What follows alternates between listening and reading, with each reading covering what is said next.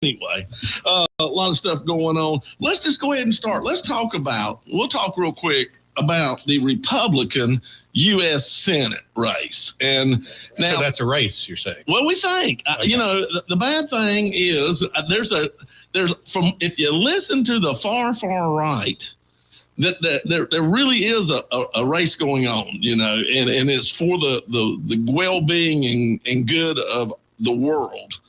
And they don't want Michael Whatley. I am aware that they don't want Michael Whatley. I don't think that changes the numbers, though. My real question is, what do you want? What's it all saying? What don't you want? What don't you want? What don't you want? So so here's the thing, right? If you were in social media hell, and all you watched, and that's where you got all your news from, you would think that, and I mean, no disrespect to Don Brown. I've met him, nice guy. Nice guy. Sat with him at the Hall of Fame dinner even, and really engaged our son Jackson. They had a great conversation. But the numbers are the numbers. And I think who was it, Carolina Journal or Lockdown? Somebody had a poll last night, a pretty reliable poll. Pretty sure it's John Locke. Yeah. That had Michael Whatley at like 30-some% and Don Brown at 7 or something, whatever the number was. Actually, one I saw, Michelle Morrow, who we'll get to here in a second, was out-polling Don Brown, although the far right would tell you Don Brown's going to win this thing. Right. But then they believed a lot of things that didn't always come to fruition. They don't always come to fruition. And at some point, you can attack the establishment, I once was the establishment, apparently.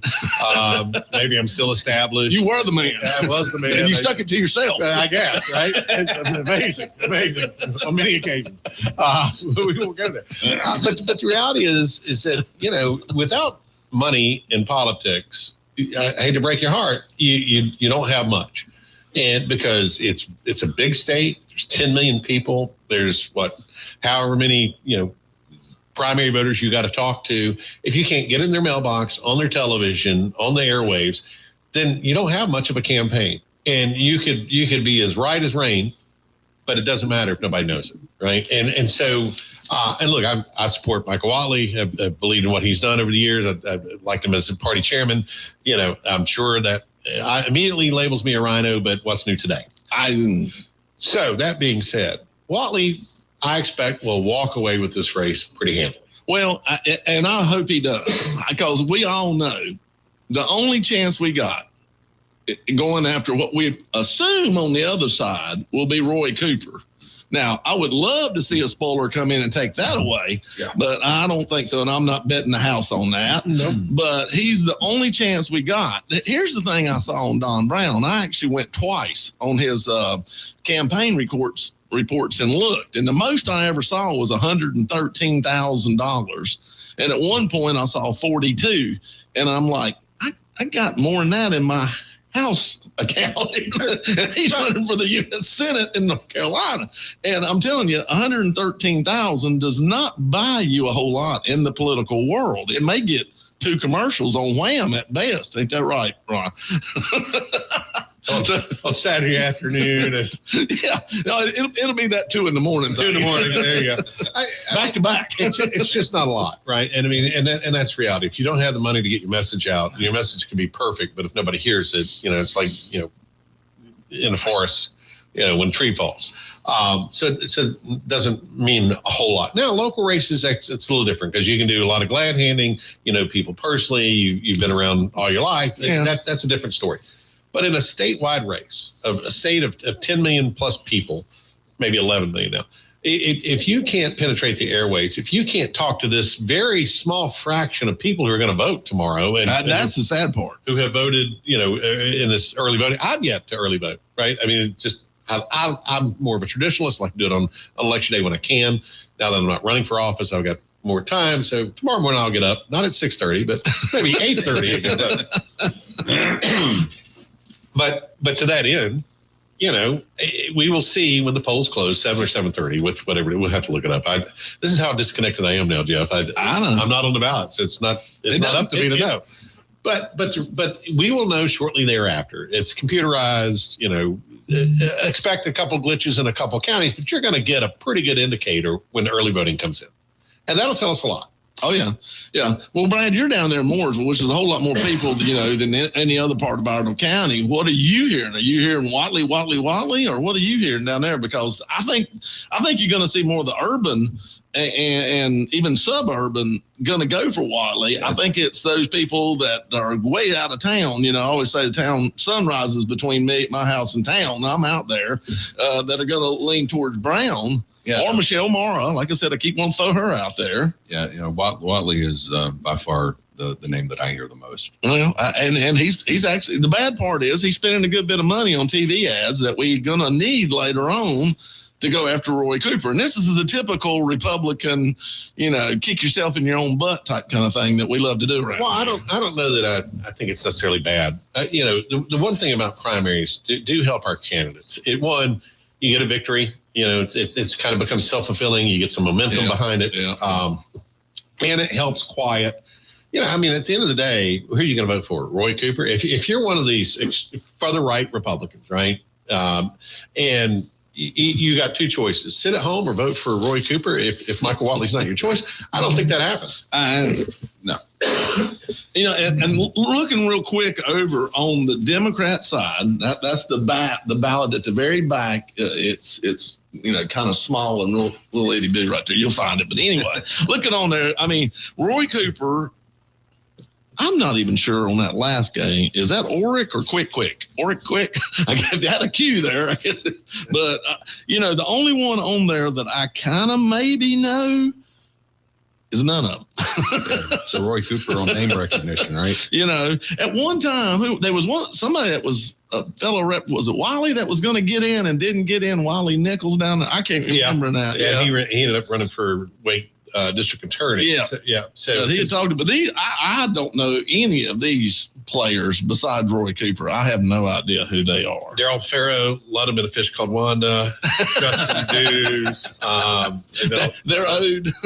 He's owed. Oh, wait a minute, that's Daryl. Dews is owed. Okay. Okay. Wrong gender even, but it's a Democrat.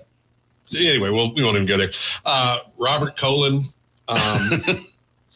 Founder of Colin Blow. Remember that? Great cereal. Marcus Williams, don't know. And Oric Quick.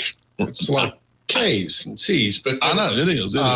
But, I never heard of them. So I haven't paid a lot of attention to the Democratic primary, but I'm going to go ahead and call it for Roy Cooper. Well, the funny thing, I have not really seen a Roy Cooper yard sign anywhere. So I don't know. Maybe they're not even handing them out to the far left crazy. Yeah, I have seen some stealth campaigns before. Some that you never even see. Yeah, sometimes those never materialize. My guess is he's got enough name ID. He doesn't need to do that. I guess. I always love we saw once upon a time. My predecessor Joe Kaiser was the sheriff, and then the representative for Lincoln County. He had an opponent once upon a time who was an old high school teacher of mine. Interesting cat, but had green and black signs. And that's when the race, September, October, green and black signs on the side of a highway. It's almost camouflage, right? It's like that camouflage suit I bought. I know you like to wear colorful suits. I bought a camouflage suit once, put it in the closet, can't find it. Ain't found it yet? No, I hate it when that happens. I hate it when that. Anyway, well, I'm going to go, I'll tell you what, I'm going to go out on a limb and say Roy Cooper's probably going to be the Democrat nominee. I'm going to go ahead and call it. You going to call it? Yeah, with confidence. You feel good about that? I'll back him up. Okay, all right. But back to that poll real quick. So it was Carolina Journal that was reporting. He's got it up now. And it was 38% for Watley. In a primary, pretty good. Morrow was at 2%, and Don Brown was at 8%. Okay, so I was wrong. Yeah. I'd heard that Morrow had let's just talk a little bit about Michelle. She feels like that. I guess it's the Lord that's called her. Sometimes you can pick up the phone and it's the wrong number, and you can still believe the scam. Right? I've had Donald Trump call me before. I literally heard his voice on the phone. I know. Yeah. So anyway, but she's put out a lot of crazy propaganda, but that's not unusual for Michelle Morrow. That's pretty much standard playbook. Again, it's a small audience. It is. There's one out there for her, at least 2%. And that's who responds to that. Well, she actually, I think, made the statement that, she's the only one on here that's had her name on a statewide race, which should give her the leg up. Although Mo Green beat her and beat her pretty bad. And who's Mo Green again? Who is Mo Green? Y'all have him over at the legislature all the time, correct? Yeah. Superintendent of Public Instruction. I'm sorry, I forgot. Yeah, no, and not to deviate on that, but you were talking about the cost and $132,000. Just out of curiosity, what's it cost to run a U.S. Senate race? Oh my gosh! I mean, you can't do it for less than 15, 20 million, probably. I don't. That's the primary. I think it's north of that now. I mean, it's astronomical numbers, right? So to be competitive and for the party to win, you're going to need $15, $20 million. Oh, yeah. So you got to raise that yourself. Plus, you're going to get other monies coming in. Well, there's going to be, I bet you 400 or 500. If we think it's the race it's going to be, there's going to be $400 or $500 million poured into this Senate race because North Carolina's a critical one. We're going to, if we lose, we give up a red seat, and we can't afford that. So they're going to spend everything they can. Well, and there's going to be federal money. There's going to be money coming from everywhere. Oh yeah. And Cooper, he loves to get money out of New York, California. Most of the money he drags in. But these are national elections. Yeah. I mean, some of the Republicans, right? I mean, it is. The money is going to come in. I mean, you look at what Tillis spent when he ran in 2014, and then it multiplied the next go round, right? In 6 years, it's astronomical. So it's going to be astronomical again this year, but it's a national race. This race is of national importance. Yeah. So money will be coming in, and which is also why when you take Whatley and Cooper, you look at polls today, they don't mean anything because the real money hasn't even been spent yet. That's right. Well, like I said, we're going to see what's happening. I feel pretty good about Whatley. Folks, I'm going to endorse Michael Whatley because, once again, I cannot stand to see the thought of Roy Cooper being one of my U.S. senators from North Carolina. So I want you to think about the long game here, not the short game. This is the long game. The long game is we got to have somebody capable of raising money on the same level. I saw a poll the other day said 94% of the candidates who spent the most money in a race won. I think that's pretty stout. It's what happens. And since we're making predictions, I'm going to go ahead and predict that Tyler Reddick will win yesterday's race as well. Well, now, wait a minute. That was the settlement from the lawsuit. They're going to give him 5 races. The first 5 races of the season, the France family is going to figure out a way. So that's going to happen. So Jordan's happy. And they all walked out of the courthouse, and everybody shook hands. So there you go. And Duke will win the ACC championship regular season. Lots of predictions flying left and right here. But I know, I mean, you're right. The money's going to matter. And Brad, even on a local race, you've gone through several local races. It's not all about money, but money matters when you've got the ability to advertise or not advertise. Yeah, you have to get to the people. You have to get to the people that vote, which is getting a smaller and smaller percentage of the population, it seems, over time. I will say this. I'm gonna throw a plug out there in a way for Guy Smith. We all know Guy. He's the far right, strong conservative in our party. Put something up. He's a Don Brown man, and I'll put on that statistic. 94% of the candidates that spend the most money in a race like that win. And he goes, so you're saying Don Brown going to win then, or has a chance? I'm like, no, he has no chance. I love Guy too, right? And he's one of those friends that you can disagree with and do it agreeably. And I don't, for anybody that's out there supporting another candidate, good for you. It's fine. That's what primaries are about, right? Is you make your choices. That's your choice, that is. Well, let's drop down. Now, for us, District 10, and we all live in District 10. Lincoln County's in District 10, Olive Ardle. You got Matthew, and I don't think he pronounces it Sin, but that's where I think it's a little bit different than that, versus Pat Harrigan, who's our sitting congressman, who has done a great job. And actually, I thought Pat might throw his name in there for that U.S. Senate race, but he chose not to. Hadn't been there long, so I guess he wants to fill out, what's going on in the House before he moves over to the Senate. Or maybe he just likes being able to make his own decisions, because that's what the House does, whether it's state or federal, instead of, being railroaded and told what to do at the state or federal Senate level. The Senate operates differently. We'll just leave it at that. And I did say, with all due respect. Me too. Of course. Pat's done a great job. I didn't realize that he had an opponent till a couple of weeks ago. He didn't either. Again, Matthew, no offense, just hadn't heard of you. Yeah, that's right. That's right. I've heard of Sin, But, just not Matthew's name in front of it. Yeah, there you go. So anyway, all right, we move down here to. Although that would be a great band name, Matthew said. Think about it, kind of all rock. I mean, yeah. All right. Going down. Going on down, we got Michael Breen. I got to say it right. And then Matt Smith. And this has been a really interesting, pretty much knockdown, drag-out Court of Appeals judges race, in my opinion. Both of them throwing haymakers. One saying, hey, the other one gave money to Democrats. Then the other one come back and said, hey, he gave money to Democrats too. So anyway, which is not illegal. It's not. Right. It's not. So anyway, you got to be careful when you throw mud. It all leaves your hand. None of it is wiped on your face after you get done. So it gets tricky. Matt Smith, though, they have a little palm card out already. And it's got Sarah Stevens. It's got Craig Collins. I'm trying to think who all our different people are. But it also has Matt Smith already on this palm card for the November election. I'm leaving out one. I can't remember who it is. I apologize for who it is. That gummit, I want to say he's out. No, it'll come to me in a second, y'all. I should write stuff down better. But it's old age. It is. It's creeping up on me. But I feel like Matt Smith is. I think both of them are good candidates.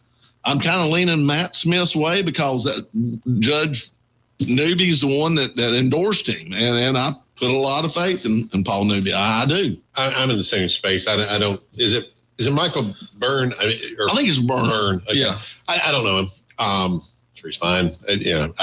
I haven't paid a lot of attention to it, but to your point, when I don't pay attention to some of these races, I see who's behind who. Yeah.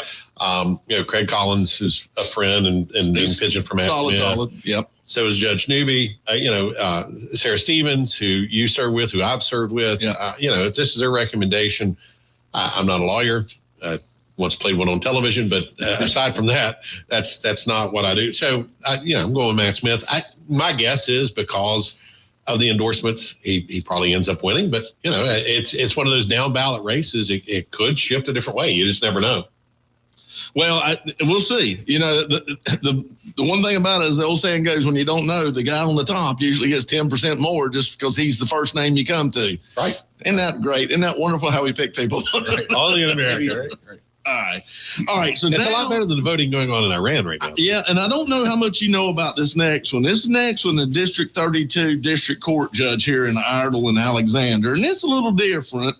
Brad probably knows maybe a little bit more. But you may know, Jason.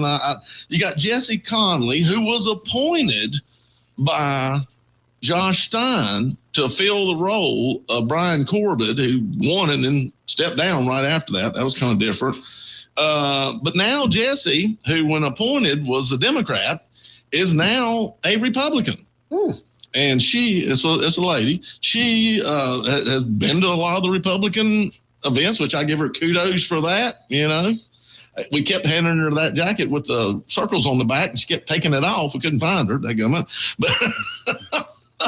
But against Martin Gotholm, and Martin had been a district court judge and then lost in a race and has been out of the political side of it, kind of. I mean, he served on executive committee and stuff, but now he's wanting to get back in. So he's the lifelong Republican in this, and the other one's the Johnny come lately.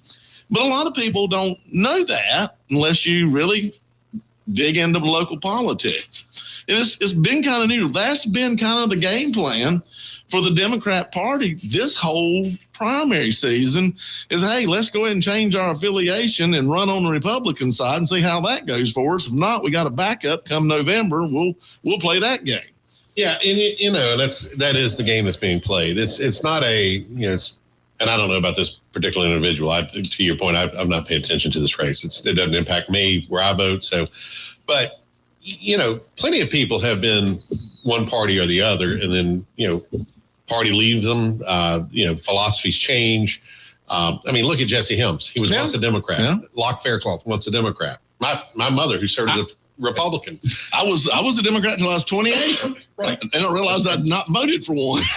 and you guys, I think when you both were serving, I mean, you had Tricia Cotham come over. Yep. Just come over. Very important legislation got passed when she came over. Yeah, without her, we couldn't. There's so much stuff we couldn't have got done. Now she's running, and she has a fake Republican running against her. Yeah. So the real question is it as a philosophical change and difference in thought, or is it more of just a shell game with voters? And that's the question. And I think the bad thing that's going to come out of this to a point is we're going to have a Republican convention over in Greensboro, and there's going to probably be a lot of people, maybe a majority, say, hey, we need to close our primaries down to just maybe Republicans instead of Republicans and unaffiliated.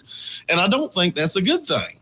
But that's what they're pushing us to do. Now, the next question especially is, down where we are, because you have so many people that do work for large corporations that do register unaffiliated. They don't want politics to influence their careers. That's right. They can go vote however they want to, and they don't have to worry about something biting them in the rear end, but something going crazy with some kind of woke policy or whatever. Oh, no. Look, the whole way my mother became a Democrat when she was, 20s, before she ever had me, was she interviewed for a job at the local hospital. She was going to be their first registrar when they built Lincoln County Hospital. They got one of my predecessors, Dr. John Gamble, who served the state house, served on county commission, big Democrat. Loved John. He's dead. God rest his soul. But John told her, said, well, Beth, if you're going to work here, there's a problem with your registration. Yeah. And she said, what do you mean? And she said, well, you're a registered Republican. We only hire Democrats. And so my mom just needed a job and went and changed her registration. And a true story. And so she, for years, and because Republicans didn't have primaries during that time, so she remained a Democrat. Now, she was raised a Republican. My grandfather was very much a Republican. And so, that happens. But again, the shell game of, we're just trying to, not disclose who we really are to voters. The voters have a way of sniffing it out. But you get some of these, lesser known races, judges in particularly, that's a question mark. Yeah. And then, district court judge is going to be the first thing to hear whatever just about, unless it's a heinous crime. And it's important. But I just thought it was ironic, here we are getting appointed by a Democrat governor and then changing affiliation later. That's a new one. That's a new one there. So I've endorsed Martin Gotholm. I know Martin, and I think he'll do a good job. I know Jesse. I've known him a long time. I like Jesse just fine. I just don't like the game that's being played. Right. And so that's kind of where I'm at. And let's do clerk of court here in Iredell, and then we'll jump back up because the commissioners, there's a lot more people running. You got Jim Mixon, who Jim's been there, I think, 12, 13 years now doing the job. And this is not a very political job, in my opinion. This is somebody that needs to know what's going on and how to run the court system, basically. And we just put in a new system that is not going quite as well as we had hoped. And Jim, I've endorsed him because he is so good, knows what he's doing. And the clerk of court also, they make rulings. They actually said in like a judge in probate. So you need somebody that actually understands the court system. William Compton Jr., I met William. William ran for county commissioner. I ran against him for county. You did. You ran against him. You might can give us some insight, because after that he's a very nice man. Very nice man. He ran for mayor after that against Chris Carney. Oh, that's right. He ran for that. So he's willing to serve. He keeps showing up trying to figure out where he can fit in. And I'll give William that. And now he's running for clerk of court, which I'm not sure he's quite qualified for this. But, hey, it's an elected position. I guess you can, OJT on the job training. I'm not sure. Well, I interact with people who are in jobs who shouldn't be there all the time. It happens. I don't know this gentleman. I had no idea. Couldn't pick him out of a lineup. But I do know Mixon, and he's, particularly as his appropriations chairman over the years, Jim would come into town, talk about what the courts needed, could advocate clearly, and articulate clearly what the court systems need, not just for Iredell, but for the entire system. So I know him to be reputable. His opponent, I can't speak much to it. I'll say this, and then we got to take a hard break. I went to vote the other day, early voting at the Board of Elections, and I thought William Compton had the best campaign sign out there. He had taken a piece of cardboard and double folded it and had his stake in the ground. And you remember those kind of goldish silver letters you used to get for your mailbox? Oh, yeah. You know, and he had gone and had the smaller one say vote in gold and silvers, and the bigger one saying Compton. And I thought that was ingenious, actually. And he can use that over and over again since he continues to find different types of places to run for candidacy. So he gets my award. I wish I took a picture of it. It was hilarious.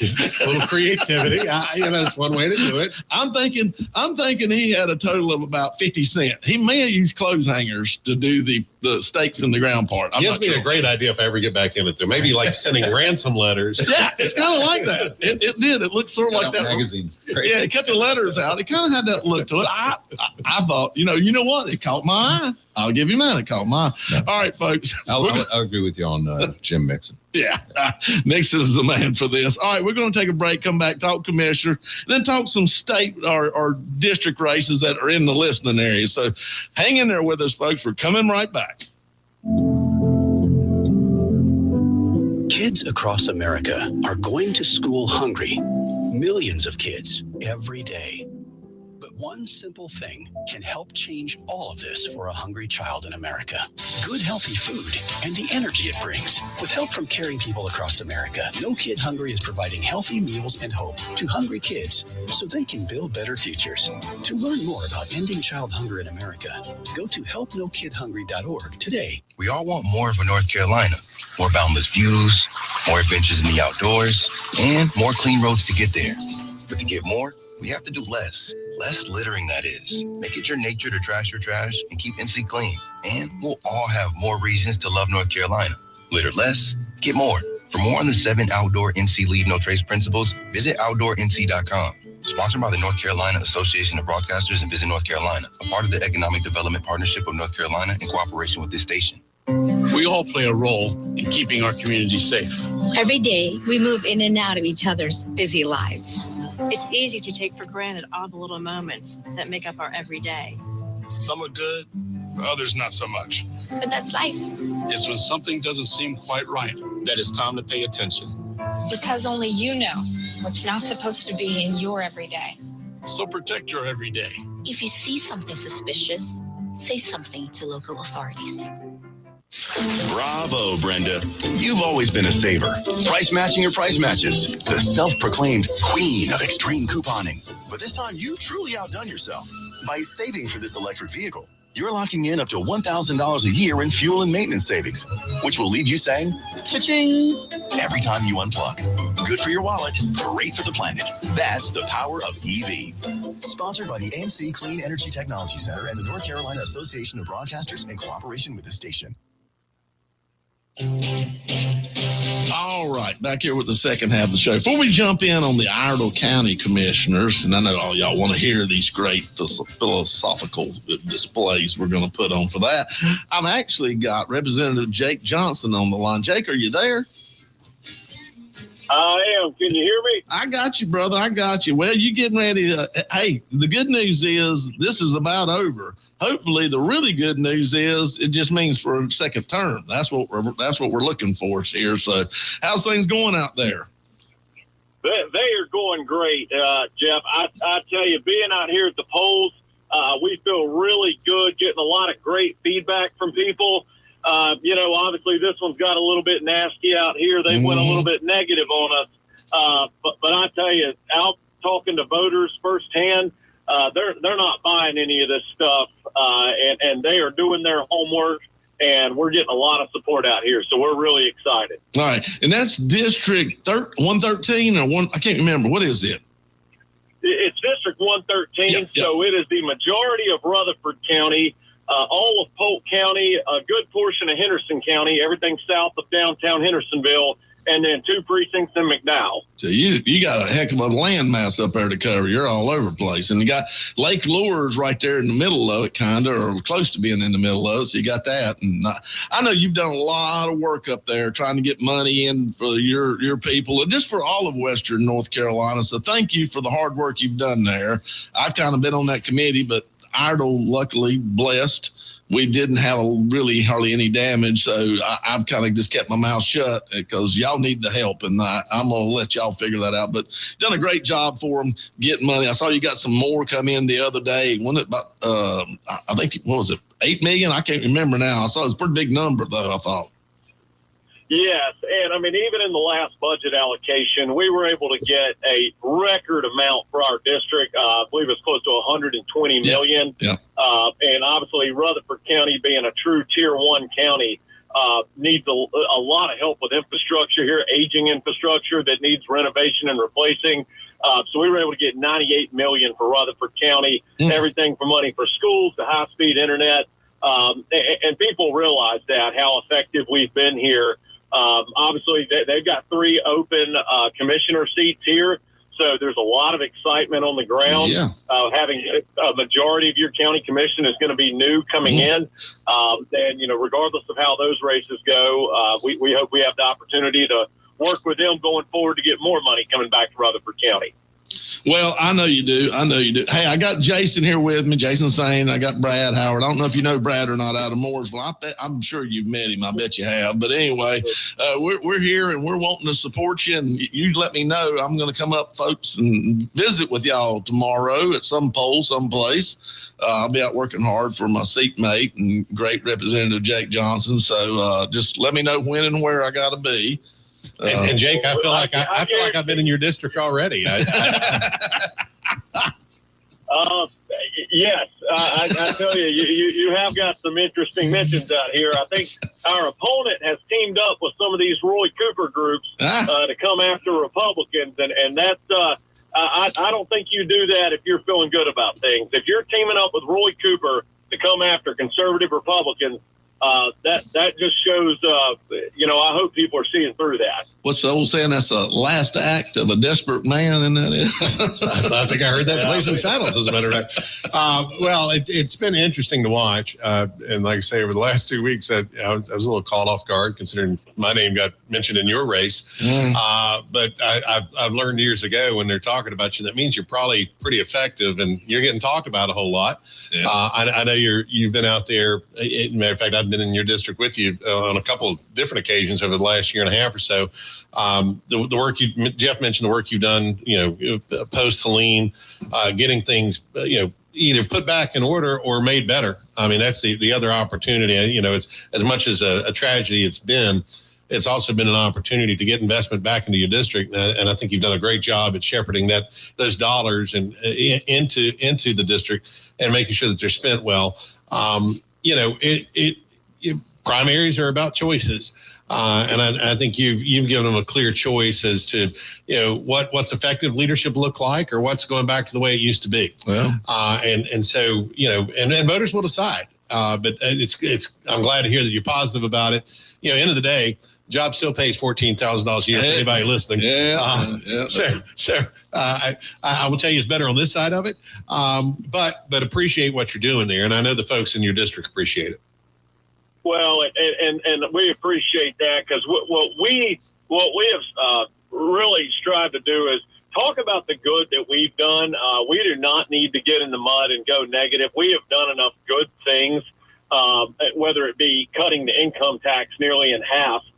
People will pay a lower income tax this year than they ever have in history, or the infrastructure rebuilding we've done out here, protecting the Second Amendment. The NRA actually come out and endorsed us outright, and then supporting the pro-life policies. We have enough good legislation under our belt that we have helped usher through.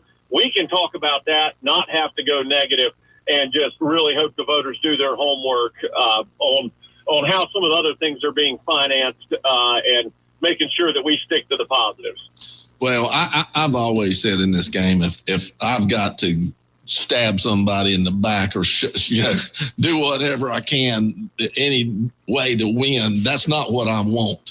And that's not the kind of representative I want. So I've been watching and admire the campaign you've ran. You've ran on a positive note. And I hope people in your district realize that you actually have some substance to run on, not just being able to throw mud and sling whatever at somebody like what's happened to you. So stay strong, young man. Stay strong. And folks in the 113, just know you've got a bright future ahead of you with this young man here who's got plenty of experience and will do a great job for you going forward. And Jason can attest to this. If you can put up with it and stay down there long enough, you can do a lot of good things. It's true. You got to take the arrows. But I'm sorry to interrupt you. Go ahead, Jake. No, I appreciate it. It means a lot. Well, good luck, sir. And like I said, shoot me a text or let me know where I need to be. I'm coming to see you. Well, I can tell you this ain't going to be any of those sitting around watching stuff. We're going to put you to work out there talking to people and spreading the word. So we'll see you. Throw me in the briar patch. Throw me in the briar patch. You know how I am. Let me have it. I love it. Well, we'll see you out here tomorrow, and anybody that wants to help, please feel free to reach out to our campaign. We'll put you on the ground. I appreciate you, brother. Good luck. I'll see you. All right, take care. Thank you. Appreciate it. All right. Let's get back here and talk a little bit. And that's Jake Johnson running for House District 113. He's your candidate, folks. That's the man you want to keep there. Reelect him. He'll do a great job for you. He has proven track record. Let's jump in here. Iredell County Board of Commissioners. And we got the three that are incumbents, Burt Conley, Scotty Brown, and Brad Stroud, and then three challenger, Lisa Meyer, Angela Wokosh-Matthews, and Brent Goddard. And it's gotten to be pretty interesting around here. A lot of different stuff going on, you know. Brad, you've recently ran for county commissioner. What's your take on this? How do you feel about how things are going, and what do you see in this race? Well, I mean, it all depends on who shows up to vote and who turns out, like every time in Iredell County. Well, and like I said, the North's coming. They always do. But it seems like the South has been motivated. There's been a lot going on down there in Davison 1 and Davison 2 precincts. Yeah, and I think what you see is a feel of I mean, if you look at Iredell County, and folks that have been here their whole lives understand the county. If you're new to the area, which most people in Mooresville are, you know, they just that you have, you know, the length of the county in the bottom 5 miles of the county is more than half of the population. Yeah, but they're not engaged and they don't vote. That's the biggest problem. Yeah, and by not doing that, so and right now on the board, and everyone on the board is a good person. Yeah, I have no issues. I think everybody in this race is very qualified. No issues. But you have roughly 120,000 people in a county of 200,000 people that don't have an elected representative that understands, that sits in the traffic every day, that understands what they're going through. And you know, then that little bottom pocket of 5 miles is generating about 2/3 of the tax revenue. Mm-hmm. And I know you and I have had this discussion, you know, and it's going to continue to grow.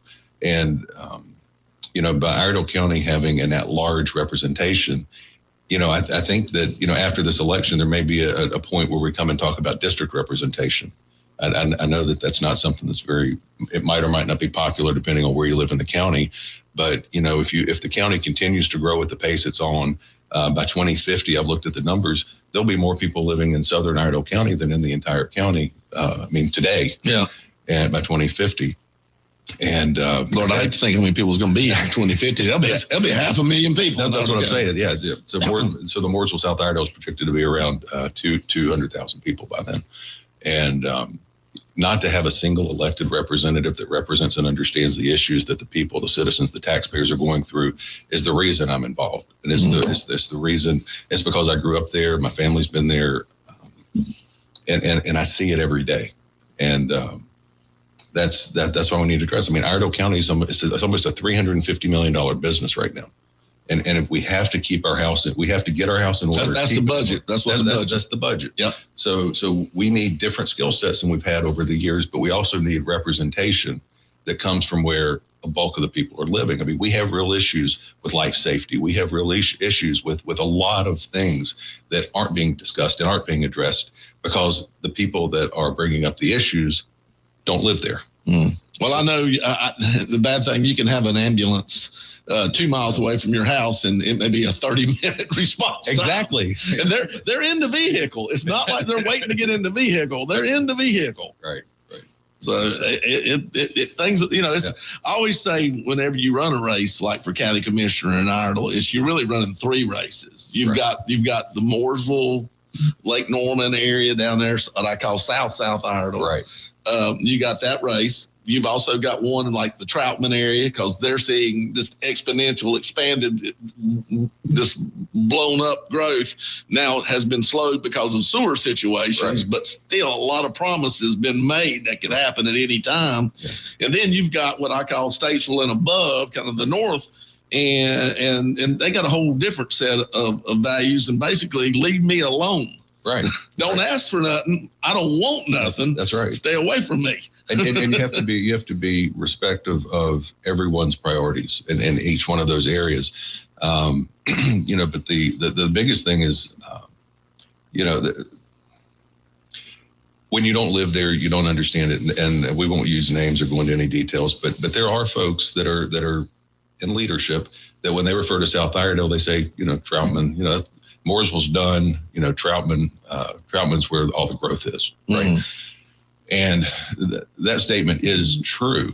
But when you have 100,000 people between Mooresville City and the unincorporated areas just to the east and west of it, to the lake, and that 100,000 people grows by 20,000 people next year, you feel it, or it won't be next year, but when that 20,000 comes, you feel the growth, but you don't. It's not an impact. But when Troutman went from 3,500 people to 7,000 people to 12,000 people, it felt like dramatic shifts. But you still aren't getting the same impact of the number of people that are coming that are in Mooresville. So it's just a perspective. It's how you look and you understand what's happening, and then you look and you think that if you're from a different part of the county, just like my decision making when it comes to North Iredell might not be the same, but I'm going to go sit down. I'm going to take the time. I'm going to drive to North Iredell. I'm going to sit down with the farmers.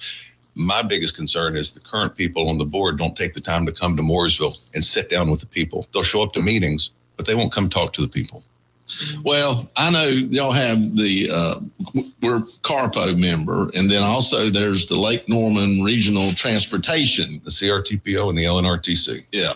And transportation is important to us in Mooresville and South Iredell. To 120,000 people, very important. And I think that's one of the places that's getting overlooked right now. I don't think we've got any representation on CARPO or on that Lake Norman Transportation. No, the participation. No, and the current participant that's on that board, the representative, has attended 1 meeting in 2 years. Yeah. Which is a huge disservice. And I'm not, again, don't have a dog in the fight, except to know that it's a growing area. You can be against growth all you want to. Problem is we live in proximity to Charlotte. I see it on my side of the lake. You see it in Mooresville, Troutman. People want to live there. It's a beautiful place to be. It's got a lot of amenities. There's a reason that you loved growing up there and why you stayed there. It's because it's a great place to live. Well, as long as you remain a great place to live, people are going to want to come live there. And so sticking your head in the sand and ignoring the fact that there's going to be growth is not a winning scenario. You have to deal with it. You have to address it. Because again, if you don't address the transportation issues, then you end up with crime issues, and you end up with a lot of other things that come with that. Or you can face it head on and say, look, we're going to find ways to deal with this. Doesn't mean end it. I mean, because people are still going to come. I said to an elected official years ago that in northern Mecklenburg County, look, the problem you got is you moved here 20 years ago and you told all your friends what a great place it is to live. I continue to tell people that Lake Norman has alligators. I mean, people are going to come, and so if you just ignore it, you're just kicking the can down the road. You eventually have to deal with it. People are and again, if you want to live in a place where nobody's at, then move away, because that's the only real solution, because people want to be here. Yeah, right. It's just like, I think I put this in a Facebook post. It's like having a really good restaurant, right? And there's 2 options, and the option that currently is being talked about by half the people is, we need to shut the door. The other option is you hire more staff, right? Yeah. So we have to decide where we are. Well, or the third, write a really bad Yelp review. No one else got to do it. I'm not going to pick any favorites or disfavorites among the commissioners. I'll let people decide. I know the budget has grown tremendously. I do know there's a lot of reasons why the budget has grown tremendously. Some of them were good decisions. Some of them I don't know. And so it's going to be up to the people to decide what they want and who they want. I'm going to throw it out there. Like I said, I think all 6 candidates are qualified to do the job. They're all good people. I think they can. Who do you feel most comfortable with is where you're going to be at in this. So, but I do hope you get out there and vote. And I think it's important. Yeah, absolutely. So one other race that I want to talk about, we had Jennifer Balcom up in Hendersonville area. She's got a primary up there, and I'm pulling for her. I think Jennifer does a good job. She served with me on the ag committee and a couple other things. So good luck to her, Jennifer. I hope you're out there listening if you are. I think Tim Moore is in an unusual type, kind of crazy little race down there for U.S. Congress. There is definitely a crazy far left woman. They're running as a Republican. Put signs out saying lower taxes and her name on it, and then did an interview and said, "Oh, I'd never lower taxes. That's the last thing I'd do." That's an interesting one. It'd be a nice way to say it. Yeah, it's clearly not a Republican running in a Republican primary, which, I mean, it's pretty much openly admits, right?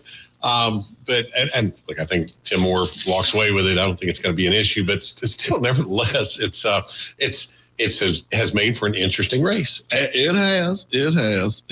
Hey, folks, we're getting down near the end of the show. The main thing is do your research. Don't just listen to us, although we are the smartest ones on this subject. But do your research. Go out and find your candidates, and then go vote tomorrow if you hadn't already. Before we get done here, I always like to do this part of the show, and this is called As Crazy as It Gets. And so y'all boys can help me participate in this.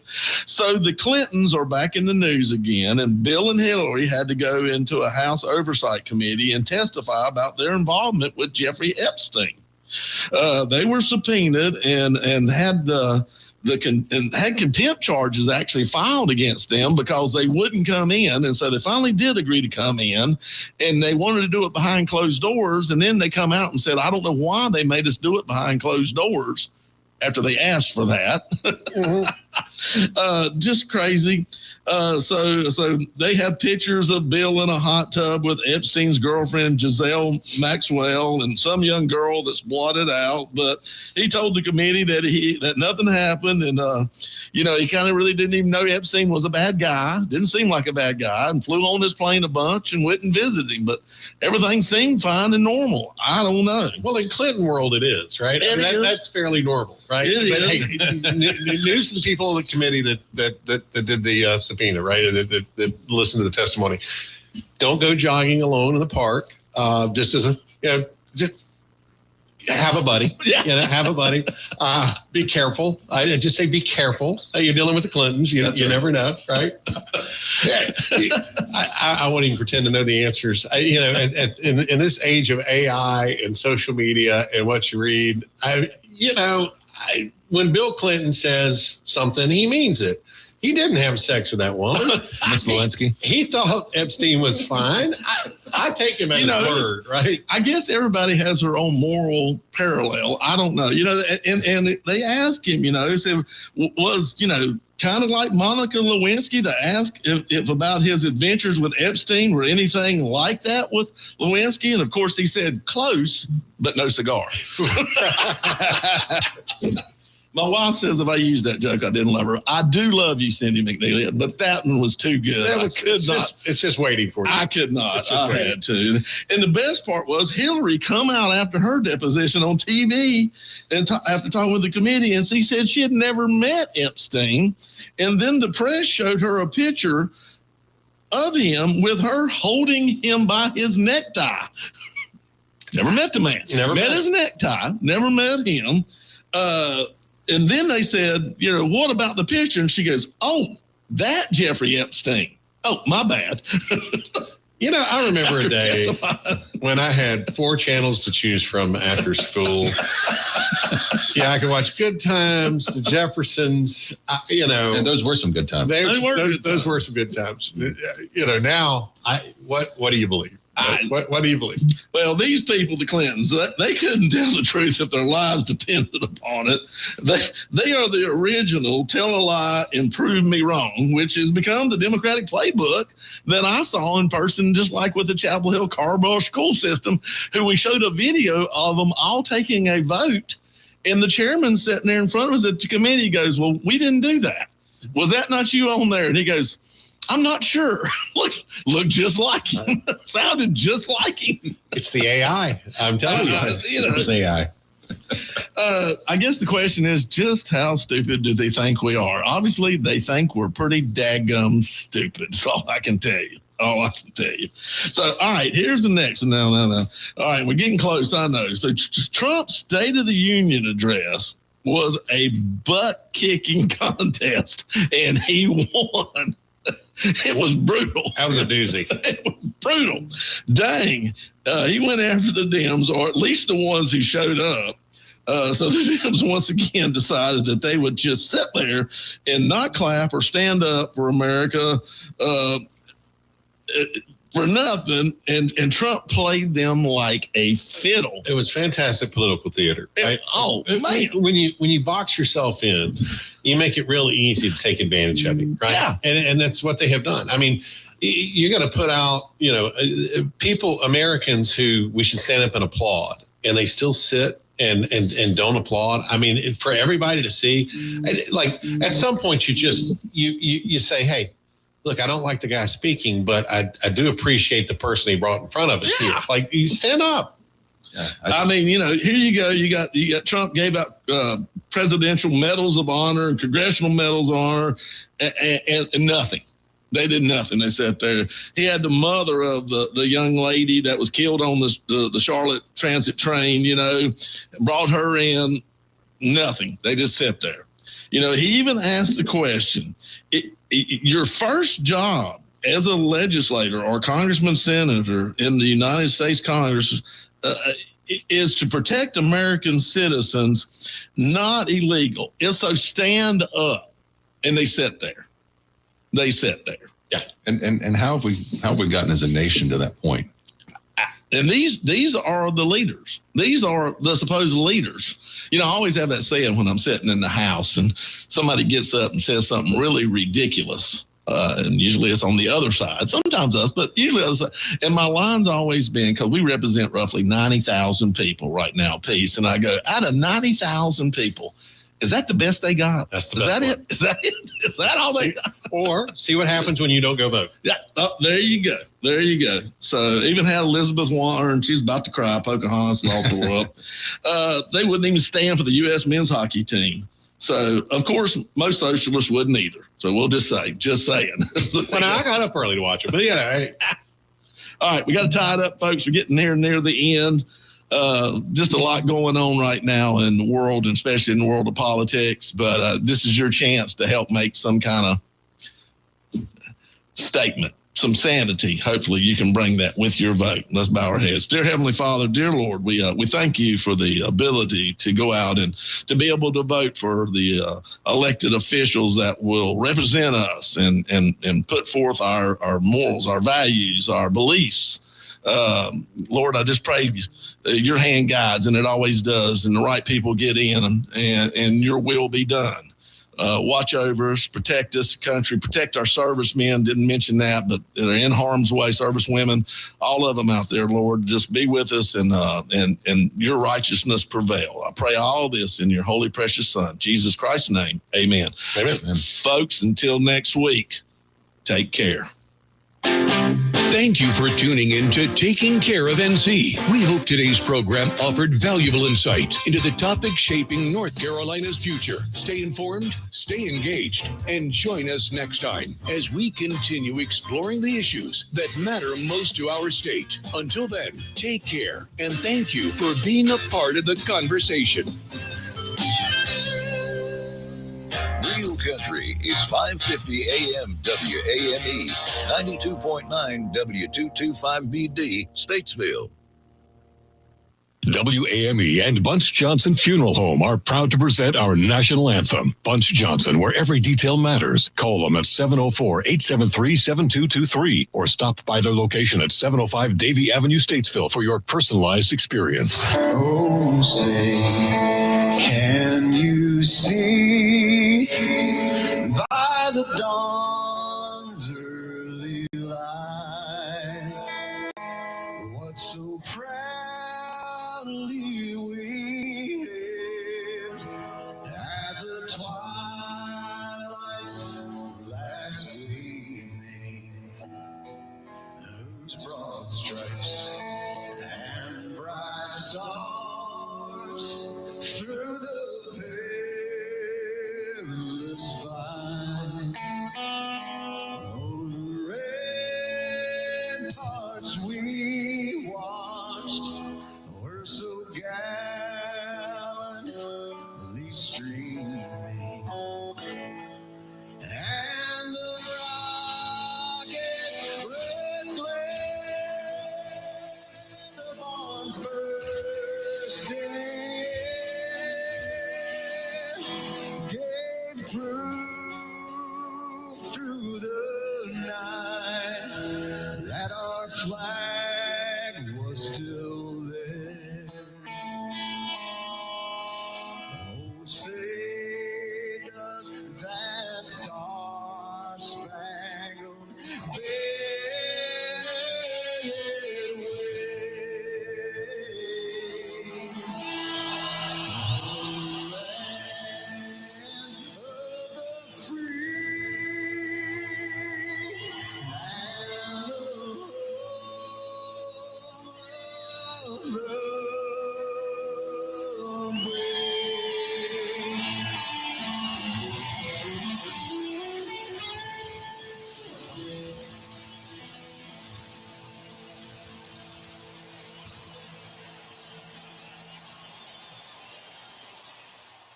When your celebration of life is prepared, it becomes a gift to your family later. No one should have to pay for a loss when they're experiencing one. Paying in advance protects your loved ones and gives you the peace of mind you deserve.